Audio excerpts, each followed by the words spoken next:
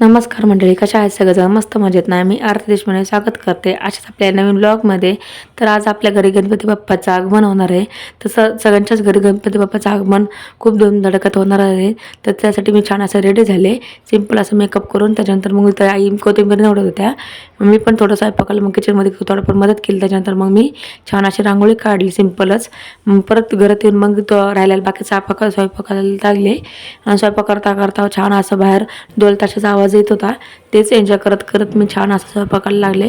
खूप छान वाटत होतं ढोल ताशाचा आवाज ऐकायला. आणि मग त्याच्यानंतर मग मला थोडंसं सामान आणायचं होतं, तर ते आणण्यासाठी मी बाहेर चालले होते. आणि जाता म्हणलं होतं ढोल पथक बघावं म्हणून, पण माझं बॅड लक की मला ते बघायला भेटलं नाही ढोल ताशाचं. त्यावर ते गेले होते. त्याच्यानंतर मी घरी येऊन पटकन स्वयंपाक केला बाकीचा, आणि त्याच्यानंतर पूजेची तयारी केली गणपती बाप्पाची.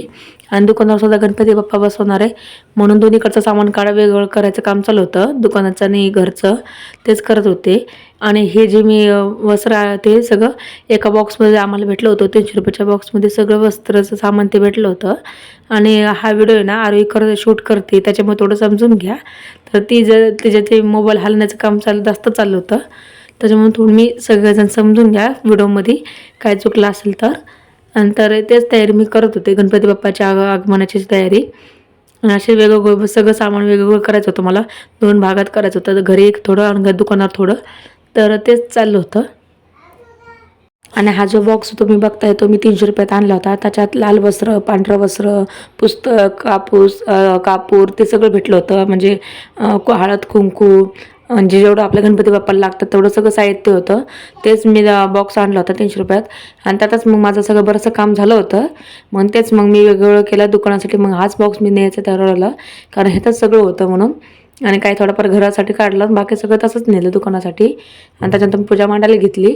खाली मी जे असं गोल्डन कलरचा पीस होता नवाकोरा तो अंतरला. त्याच्यानंतर छोटंसं चौरंगावर लाल वस्त्र बांधलं जे ते भेटलं ते. आणि त्याच्यावरच मग पूजा मांडायला घेतली. साधी भोळीच पूजा केली.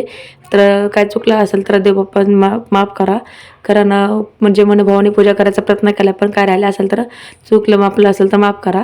तर असंच इथं मग मी पूजा मांडायला घेतली. पानावर मग जे सुपारी तांदूळ ठेवले, म्हणजे ते गणपती बाप्पा म्हणून बसवलं आधी. त्याच्यानंतर मग इथं मग कलश मांडायला घेतलं.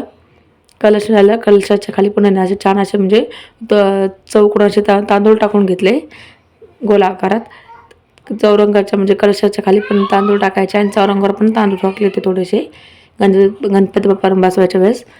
तिथेच मग तिथं थोडंसं हळद कुंकू टाकून पूजा केली.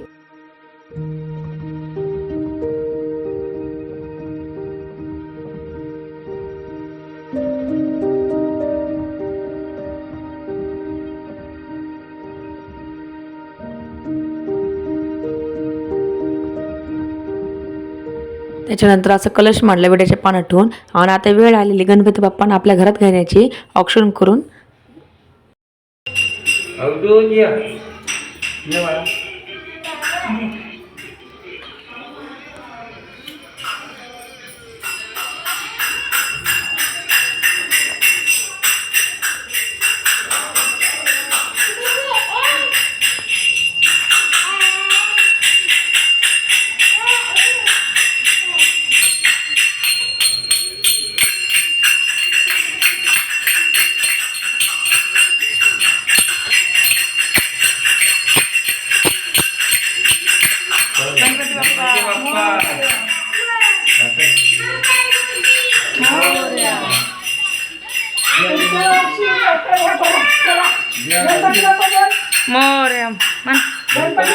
छान असं गणपती बाप्पांना त्यांच्या आसनावर बसवलेलं आहे. आणि बाकीची जी पूजा आहे राहिलेली ती पप्पा आता करतात आहे.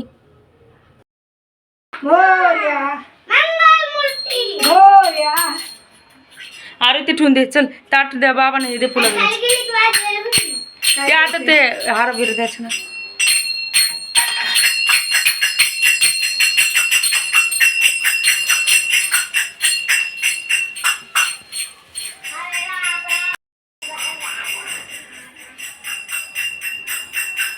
अजून खाली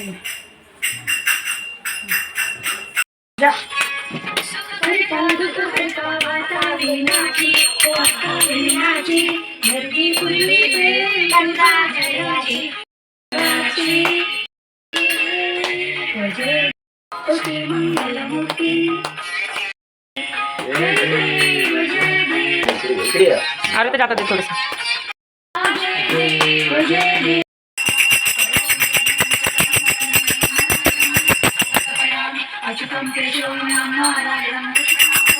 गणपती बाप्पाची छान अशी मनोभावाने पूजा केली, आरती केली.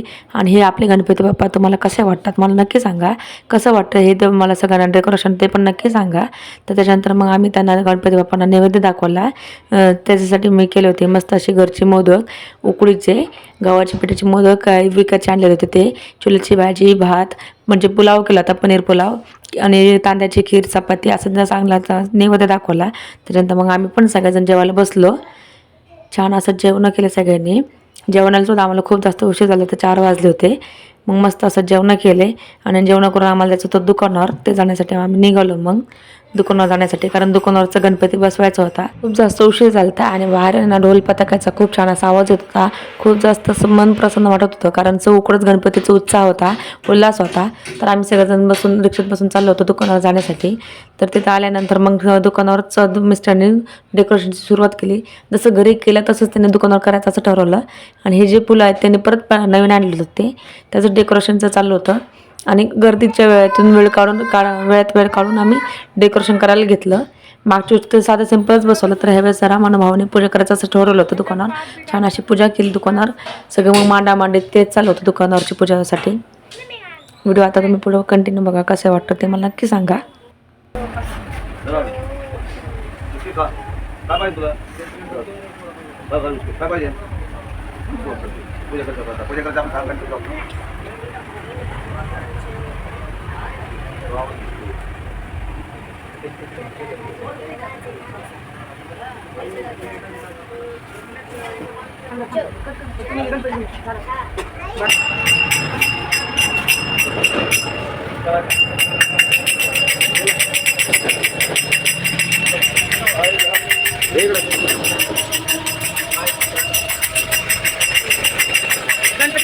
मोरया मंगल मूर्ती, गणपती बाप्पा मंगल मूर्ती.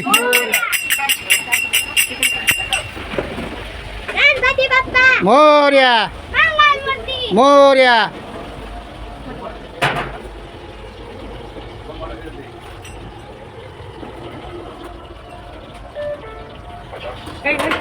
त्याला पण ठेवले, त्याला ठेवायचं म्हणतो ना.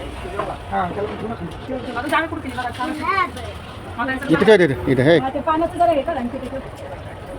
मागडा काही खालतात ना खाली माग ते हार लावून घे ना. मग घ्या काय त्यातली थोडी काढायची नको राहू दे रांगोळी आणि थोडीशी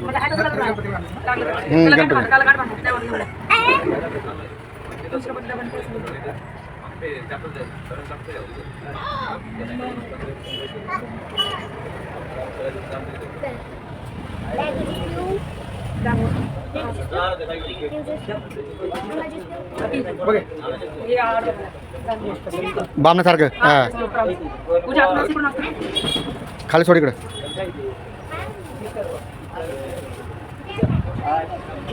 यार इकडे गॅस आहे.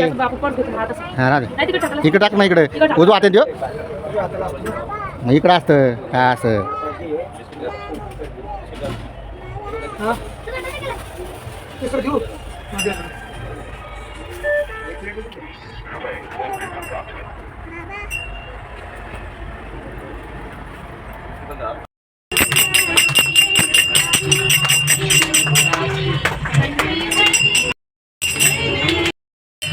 घरी येऊन मंडळाच्या गणपतीला नैवेद्य दाखवला आणि तिथे आरवीचं चालू होतं, मी करते म्हणून तिलाच दाखवते ते कसं करायचं ते.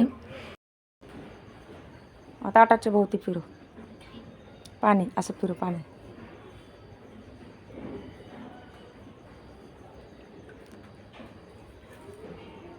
तसंच परत एकदा फिरू.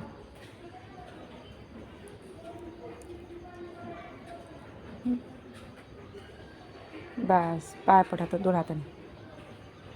गणपती बाप्पाची छान अशी पूजा केली. तर हा आहे आमच्या मंडळाचा गणपती. तुम्हाला व्हिडिओ कसा वाटला मला कमेंटमध्ये नक्की सांगा. कमेंटमध्ये श्री गणेशांना नक्की लिहा. भेटू नेक्स्ट व्हिडिओमध्ये, तोपर्यंत बाय बाय.